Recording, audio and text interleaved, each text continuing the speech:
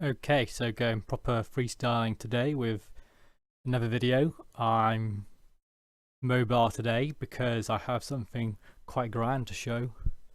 Um, so the last few months updates have been pretty much me looking at a wall that hasn't been painted. And as you may have expected, some of the, or most of the time involved free time that I have has been in doing the house up. So one of the results of this is this massive bookcase of games. Don't look at the corridor. So what have we got? We have got literally every game on console and handheld that I have on this shelf, minus one or two.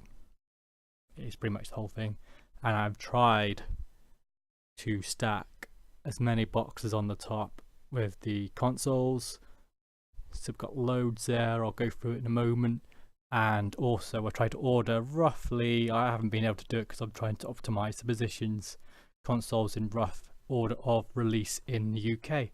So I'm going to try and do this like one-handed and explain every console I've got at the moment. So I've got 36 different consoles that play different games, including handhelds, and I'm just going to try and go through them. So this number's about 900 games now. This is not including my PC games, which has not found their way onto the bottom yet. So that's another thing to include later. I do go over now 1,000. I'm nearly on 1,100 physical media games. So I'm nearly at that kind of point of 1,100, which is quite exciting, you know. So let's start from over here. So we've got this horrible like Pong machine. I've got about 4 different variants of it now, with 3 different cartridge sizes. So the most common cartridge size is this one. It's like a Princetronic, sometimes labeled as an Acetronic or Radifin, and they usually came in boxes like this, the rainbow color boxes. So I've got Superstar, Grand Prix, Stunt Cycle, and Super Wipeout in that format. Quite rare to get the tank game. There's a few people trying to sell it on eBay for hundreds and hundreds of pounds. That's how much it goes for. Then we've got kind of like the second style, which I have almost all the games other than Submarine in, including the tank game. I've got 2 copies, got like a box copy here, and also finally the grandstand style consoles, which include Submarine, which I tried to capture while holding the circuit board with my foot in a funny angle because it was that finicky. So I do need to get a Palladium styled cartridge for that Submarine game, and then I'll probably get rid of a couple of the consoles. Here we've got not video pack. These are Grandstand in UK. It's also known as Fairchild Channel F. So most of these I've probably streamed, but new additions is number 5, which is Space War, which I haven't yet tested, and also the special German release chess game, which I still need to test out. So that's the 2 additions I have on that console. Moving on, we've got Atari. So on the Atari we have a few box games. Let me try and angle that right. And a lot of unboxed games. Now most of these quite recent additions since I've been streaming. I have had a Atari since the beginning, but well, when I said beginning of my collection, not the beginning of Atari, by the way. So we've got loads of the classic games now, which I never used to have. Nothing new there this month. And over here we have video pack games. This is the Philips video pack, or the Magnavox Odyssey 2. I have a few new games on this one. So I have Neutron Star in French, which I haven't even opened yet. Don't look at the price, I didn't pay that much. And there's also a couple of others. That's not going to go now. Great. I've got 26, which if I could, can I even see the numbers? Somewhere around here is 26, which is basket game, and I've also got somewhere over here I've got number 40 as well, which I won't be able to find, which is 4 in a row. Yeah, quite a popular image. You might have seen people having it as like avatars and things. The cat looking at the weird balls. So I've got 1 to 40 in that collection, minus 31, which is musician. So I'm getting quite close to a full collection of that now. So moving onwards, before we take up too much time, we've got the programmable machine. Now these were quite commonly released in different styles as well. So this is usually Princetronic, Acetronic, Radifin, that same kind of style, but in the better format. So these are numbered games as well, which is really helpful for collecting. Foreign language ones might be in slightly different order. Most of them I've got is in the Acetronic range, although the Radifin ones have been helpful and I think I've kept the same numbers. There's a few oddball ones I've got, like Blackjack, because it's surprisingly hard on this console. Quite easy on other ones like the Grandstand or Fairchild Channel F, but for this it is quite ridiculous. I'm not going to be able to get that in one-handed. There we go. Some extra controllers there. So moving on, I've got in television now. I've got a bunch of these games recently as well. Basketball, boxing, Frog Bog, hockey I think was a new one as well. One of the space games, I think it's Space Spartans. Utopia, because I really wanted to try Utopia as like a SimCity-ish kind of game very early on. Las Vegas, Pokemon Blackjack, and there's a couple of others there as well, which is new. Armor Battle, Auto Racing, and Astro Smash. So some of the sort of classic ones for in television, which I didn't already have. These games were really cheap actually. Like some of them I got for like £2.50, and then these are boxed as well. Compared to the next one, which is ColecoVision, and they seem to go for a lot more money for unboxed. But I found really strangely with in television games that the price can vary very wildly depending on the quality.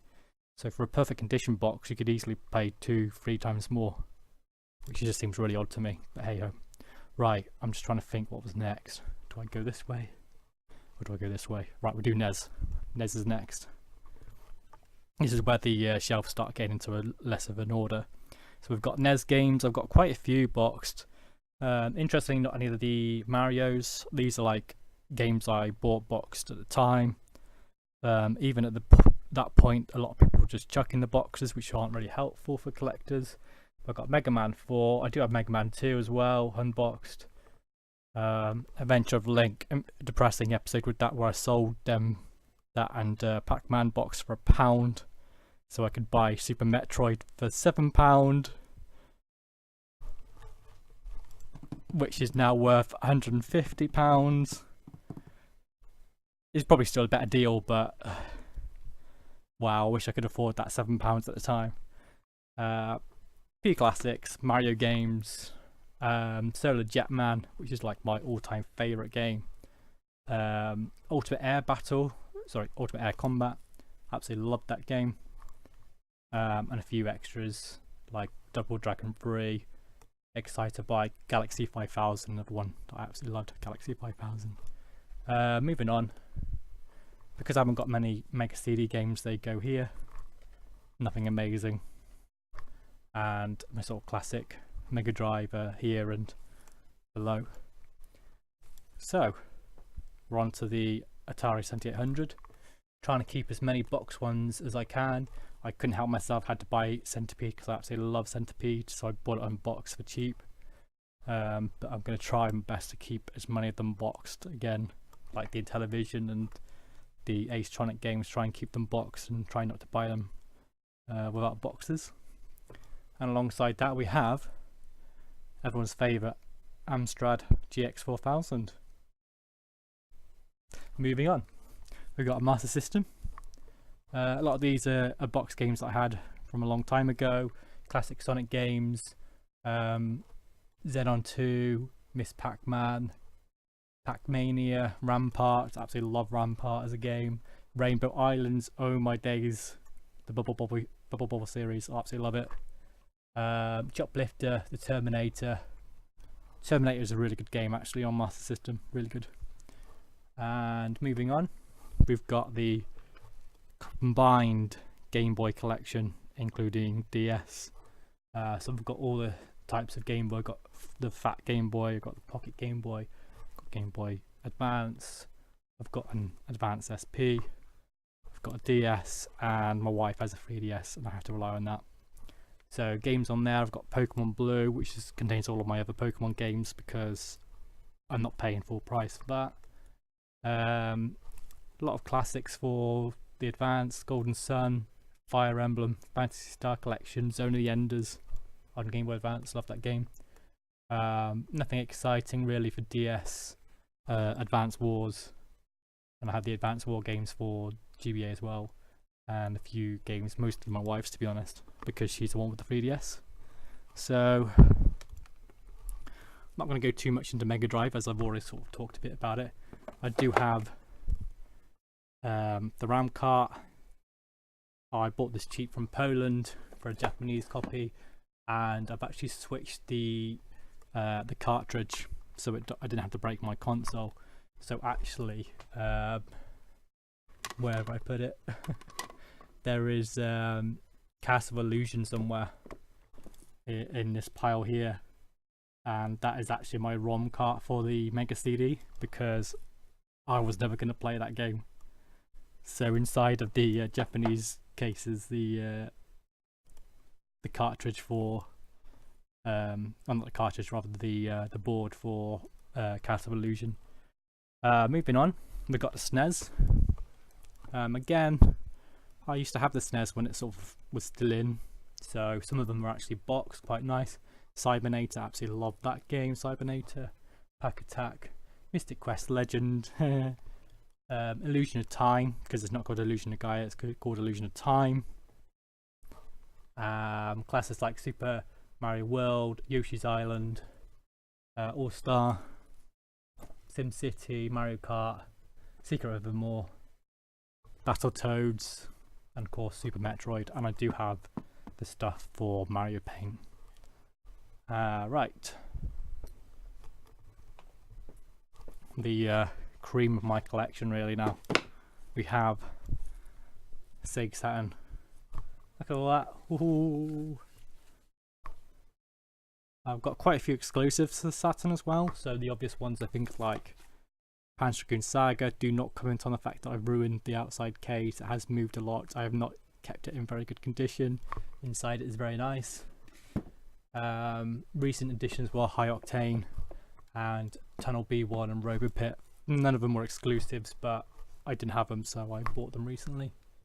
I've got Burning Rangers, Shining Force 3, Saturn Bomberman, Mysteria, that's a rubbish game, Guardian Heroes, Shining the Holy Ark, Dragon Force, these are all classic games. Panzer Dragoon, we can keep going on forever, there's loads. Shining Wisdom, Exhumed, which I think did release on PS1 as well. Street Fighter Alpha 2, really good fun. Virtual Highlight, yeah, hey.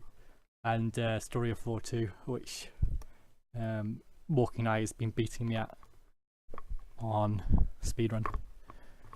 Whew. Right, we're getting there. We're getting to sort of more boring stuff now. PS1, got some right classic games. Got Vagrant Story, Time Crisis games, Vandal Hearts and 2, Parasite Eve 2 because Parasite Eve 1 didn't come out in Europe.